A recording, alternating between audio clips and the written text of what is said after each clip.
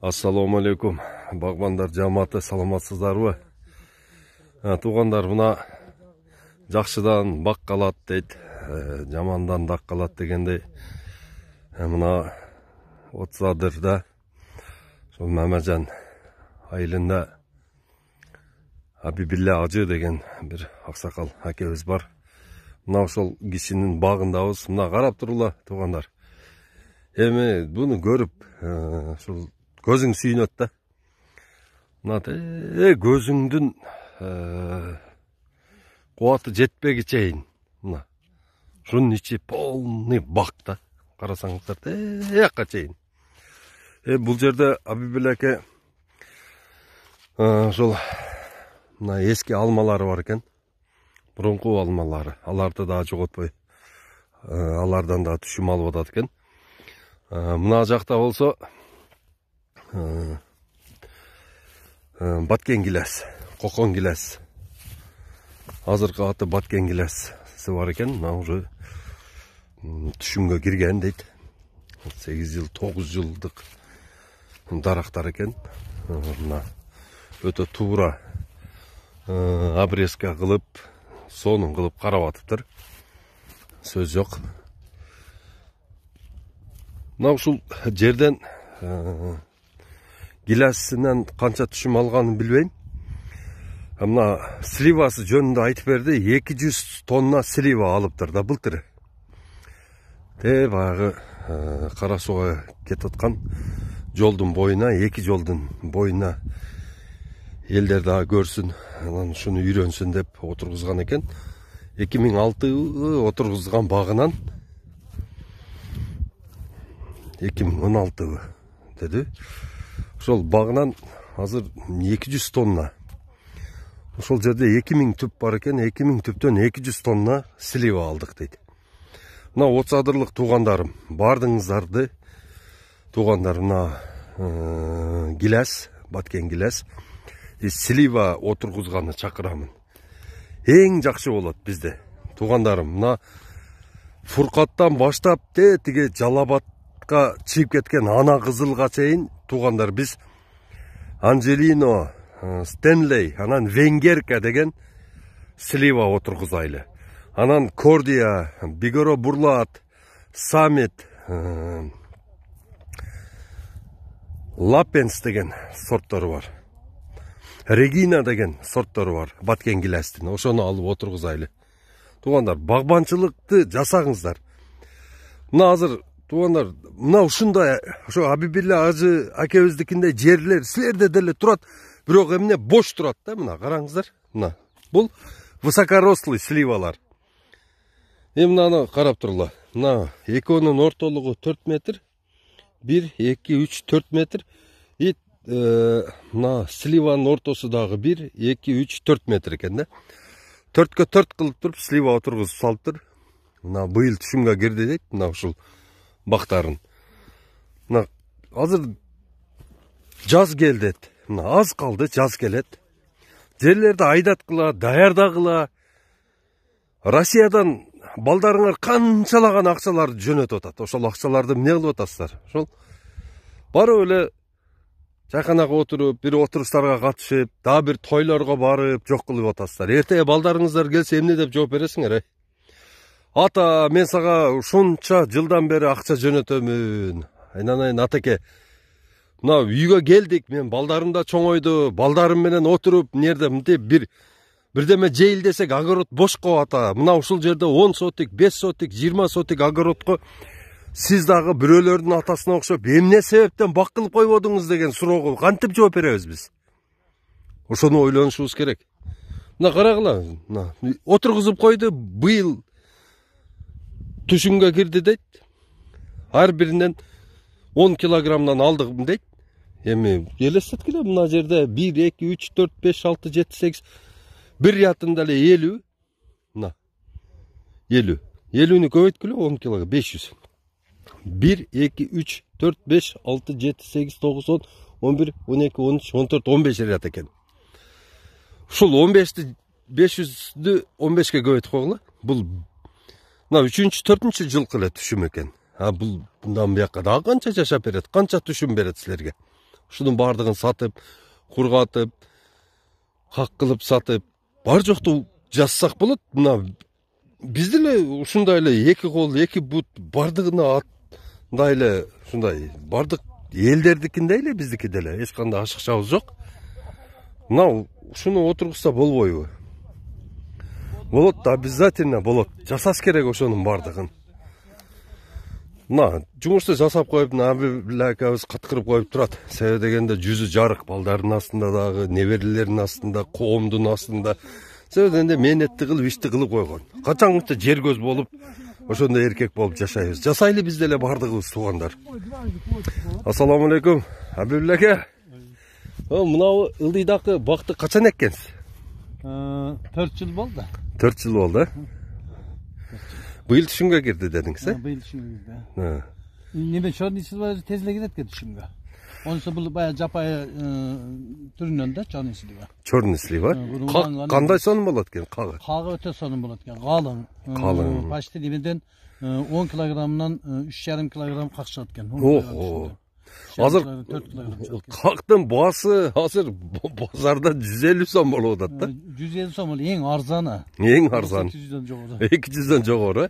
Эми туугандар мына өзүбүздүн эле туугандарга айтайлычы, мына от садырлыктарга, кара сулуктарга аке сливаны отургузсун деп атам мен бардыгына. Эң жакшы болот эле. Кана эми ушундай бир Кара Суу районунун ушул территориясы аймагы жаңарык, от садыр территориялары адырларыбыз бар, сайларыбыз бар, бош жерлерибиз өтө көп.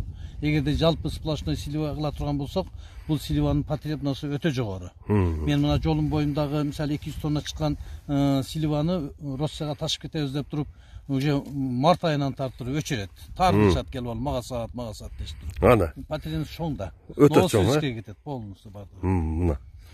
Эми мына азыркы ушу тапта мен бардыгын айттым да, багандай поликарлик жакшы болот экен. Ого түшүбүз керек. Ошо анан ошонун сливасы бар экен. Стенлей деген сорту бар экен. Анжелино, анан баягы илгерки өзүбүз баягы отургузуп жүргөн аксыдан келген венгерка бар.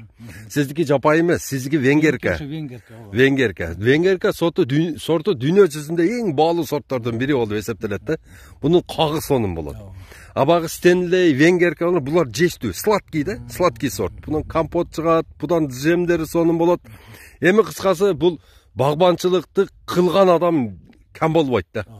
Мына сиздин багыңызды көрүп, действительно, как укаңыз катары мен сизге өтө ыраазы болдум аба. Алла ыраазы болсун сизге. Мына ушундай хозяйствону кармап, багы кылган мээнетиңизден өзүрүн көрүңүз, бала бакыраңыздын өзүрүн көрүңүз. Абибилага мына багы бак бул байлык алып келет деп бекер айтпайт экен. Мына действительно карап турсам бул деген өтө чоң бир зор мындай күч экен да бул. Карасаңыз мына жылдан жылга биз мисалы үчүн үйдө отурабыз, бул өзү иштеп атат. Биз уктап атабыз, бул иштеп атат. Бул мөмөгө настроен болуп атат. Мына Кудай кааласа күзүн өзү будан мөмөсүн терип, мынабу черешняларыңызды быйыл саттыңызбы? Ооба. Кандай болду быйыл? Бул черешняларды просто биз опылениядан түшүнбөсүз болгон экен дагы, уже опыление кылганга азыр иштей баштадык. Мына мен ар бир немесине мындай кылып улагам. Улап чыктыңыз. Себеби ортого 10 түптүн арасында бир түп эксең болот. Бирок ол жетилип жасаганга чейин мына бул экинчи жылы уже иштей баштайт экен да. Кудай кааласа меники мына быйылкы жылы мыналар уже чаңдаштырат. Бала азыр быйылкы жылы мен 30 тонна алдым бул жерден. 30 тонна. Бирок бул жердин мощностуна 30 тонна бул кем да. Кем, э? Канча гектар? 100 тонна алышым керек. Канча гектар черешнянын өзү? 4 гектар черешня. Аз да.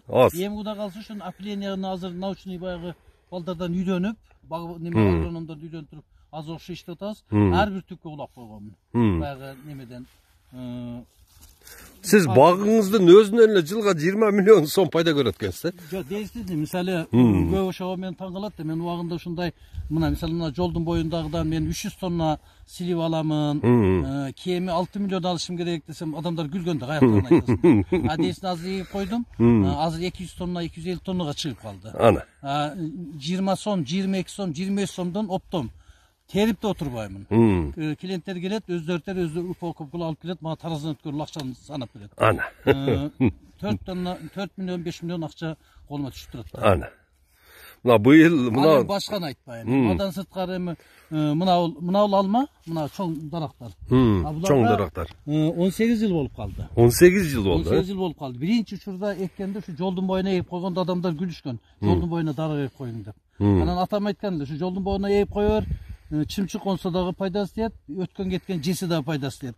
Аз эми өткөн адамдарга мен суранам, себеби жашынакай алмалар да. Ушу алма жеп кетсең деп туруп. Ушул жердин өзүнөн 40 тонна алма бар жылда. Жылда 40 тонна. Жылда буну ушу Ташкент жана неменин Алмата алып кетишет эле. Клиенттер мындай суранып неме алып туруп. Быйылкы жылы эми 2-3 жылдан бери мен өзүм холодильник курганмын. Азыр холодильникке сактап алып туруп, андан кийин Россия башка жака клиенттер алып кетип жатышат. Баасы өтө мындай кымбат. Жогорку баада аз көрүп турсаңар алмалар. Холодильникте алма барбы азыр? Азыр реализация алып бүттү. Кеттик, уже. Ана. Уже сатылып бүтүптүр. Мына январ боло эле уже сатылып бүттү. Мынадан 30 тонна алсаңыз, быйыл Кокон гиласын баасы көрдүңүз, 250 сом болду. Ана. Мына, ана 20 миллион сом. Ана акча каякта. Мына туугандар бардыңыздар, бак отургузгула, бактын пайдасын көргүлө. Мисалы, ушунчалык баягы түшүм болуп аткандан кийин ушунун үшүрлөрүн башкаларын топтоп туруп, ар жылы эми муну айтпаш керек эле, бирок сабак болсун деп айтып жатамын. Ар жылы бирден мындай кыйналган үй бүлөгө бирден үй салып берип атабыз.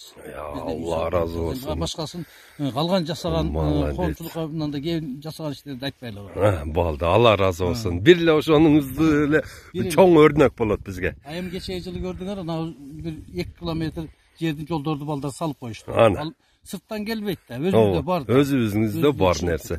Мына туугандар, мына эми бул аксакал абызды мактаган деле жерибиз жок. Просто өрнөк болсун деп айтып атабыз. Мына бакты көргүлө, сүйлөгөн сөзүн уктуңар туугандарым. Бардыңыздарды бак отургузууга чакырамын туугандар. Бак отургузгула. Ар бир үй бак отургузуш керек. Бизде программа бар. Ар бир үй бүлөгө 5 соттик, 10 соттик, 20 соттиктен бак отургузуп берүү программабыз бар. Ошону туугандар эгерде бир акчалуу ушундай элге жардам беремин, элими көтөрөмүн деген бир азаматтар чыкса туугандар, биз ошолорго программабызды беребиз. Алар барып каржылап берип, мына азыр көп жардам келип атат, дүйнө жүзүнөн көп жардам келип атат бизге. 5 толк эле иштетилип кетип атат да, 5 толк эле. Анан көрөктө ошолорго 5 соттик, 10 соттик, 20 соттик бак отургузуп берип койсо, ошолор ошол жерден 3 жылдан кийин ошол эч кимге зарыкпай окатын кылып кетет эле ошол кишилер. Мына жаныбыздагы эле мына Анжан деген область бар, жаныбызда Өзбекстандын, Паргана бар, Наманган бар. Ошол жерде туугандар 5 сотиктен 5000 доллар киреше көрүп атат адамдар. 5 сотиктен 5000 доллар. А биздин болсо 2 миллион гектар жерибиз бош жатат туугандар. 2 миллион. Ал жерге биз 3 миллиард мындай ушундай кокон гилас, мындай алма, тетигинде слива отургузуп алсак, ар бир дарагыбыз туугандар 10 доллардан киреше берсе, ошол бизге жетет эле туугандар. Жетет. Бардык программабыз, соц программабызды реализовать этебиз, пенсияларды беребиз, айлыктар жетет. Жумуш менен камсыз болобуз. Эч ким эч жака жалдырабай окат кылып калат эле да. Келиңиздер туугандар, ушуга аракет кылайлы. Мына караңыздар, кандай сонун ушундай мээнет болгон. Ушул мээнетке бардыңыздар, келиңиздер, кошулгула. Кыла турган маал келди. Бардык ушул Кыргызстанда башына жүн чыккандан баштап бардыгыбыз аракет кылышыбыз керек. Мына караңыздар, кандай сонун, керемет акча табуу жолу. Мына олар баралына жеткенде мына высокорослыйлар, мыналар 300 килограммдан кокон гилас берет мына ушулар. 300 килограмм кокон гиласты 2 доллардан көбөйтүп бар. Ар бир дарагың 600 доллардан пайда берет. Садаң кетейин, кыргызым, ушундай дарактан 1 гектарга 300 батат.